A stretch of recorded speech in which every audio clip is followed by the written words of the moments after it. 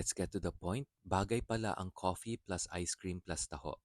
And I tried this unique combo sa Taho Story kiosk sa Fisher Mall along Quezon Avenue in Quezon City. I tried their coffee gelmond with a hot taho base. Ang pangalan ng size is malaki size, 179 pesos. And let's be honest, this is not a sponsored post. I paid for my whole order. By the way, ang cute ng size options nila. Ang pangalan ay medyo malaki and malaki. Sana sa dating life ko, yan lang din ang options. Anyway, they have a whole menu of taho mixed with coffee and other flavors. First off, the flavor combination of the coffee gelmond worked for me.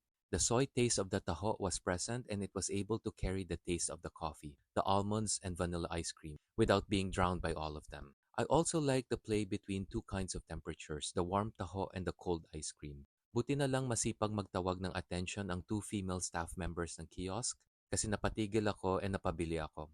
Kasi pumunta talaga ako sa Fisher Mall para lang magpamassage sa Elfafa massage chair na best massage chair talaga for me, which I featured on a previous TikTok video.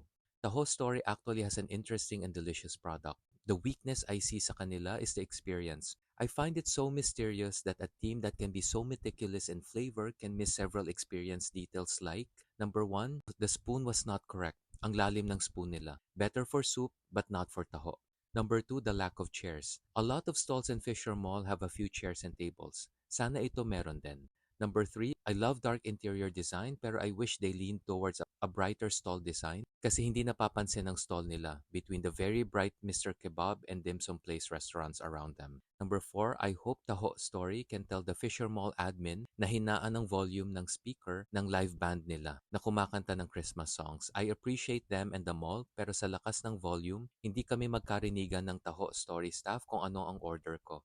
Saktong volume lang ng band please. Hindi ito announcement ng zombie evacuation. I also tried another flavor, the avocado plus coffee plus taho.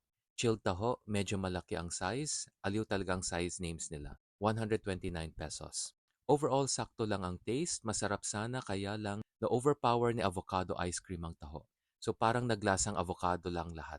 Which brings me to my last suggestion for them. Sana may option sila ng taho lang plus a flavor sauce na walang ice cream. Kasi may tendency talaga si ice cream to overpower the taho and other flavors present. Pero overall, I really like Taho Story's unique idea of combining taho with creative flavors. Click follow for the next story.